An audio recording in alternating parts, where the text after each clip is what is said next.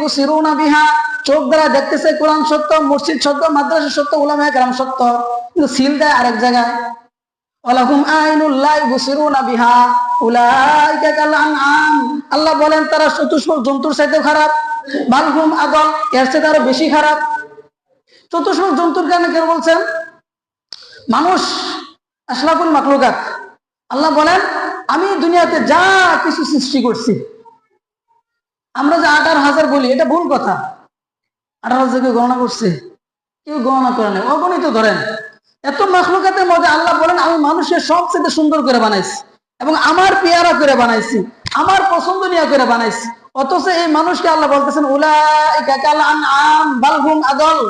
এই মানুষ গুনাহ করতে করতে, অশ্লীল কাজ করতে করতে, এই হকের কথা শোনার পরেও না শুনতে শোনার ভাব ধরতে ধরতে, লাহুম কুলুবুন লা ইয়াফকাহুনা বিহা, অন্তরের মাঝে সমস্ত কিছু বোঝা সত্ত্বেও অন্তর দ্বারা ধাবন না করতে করতে এমন হয়ে যায় উলাইকা কাল আনআম বাল হুম আদল।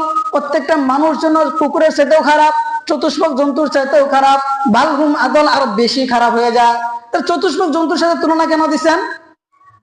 আমাদের সমাজে আমরা সহজে দেখি গরু ছাগল গুলো যে আছে, একটা গরু এই তার মার গর্ভ থেকে একটা হাড় বাছুর হইছে, এই হাড় বাছুর যখন বড় হয়ে যায়, আপনি যদি তার মার কাছে নিয়ে যান, সে তার মার উপরে উঠে, কখনো দ্বিধাবোধ করে? সে বুঝেই না এটা আমার মা, এটা বুঝে না, বুঝে না। কুকুরের বাচ্চাগুলো তার মার গর্ভ থেকে আসছে, এই কুকুরের বাচ্চারা যখন বড় হয়ে যায়, সাবালক হয়ে যায়, তার মার উপরে উঠে, কখনো সে বুঝে এটা আমার মা? বুঝেই না।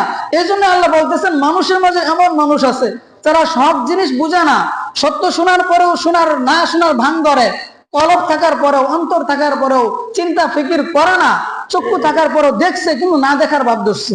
এদের অবস্থা এমন, এই চতুষ্পদ জন্তুর চাইতেও খারাপ।